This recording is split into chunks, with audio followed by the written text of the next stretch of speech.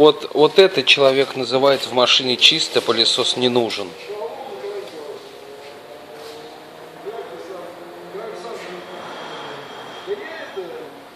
И чистый пластик у него, он говорит, нормально это все.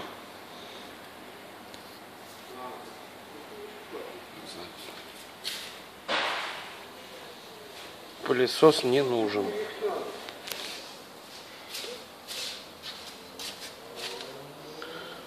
Засрано до такой степени, что тут даже плюнуть некуда.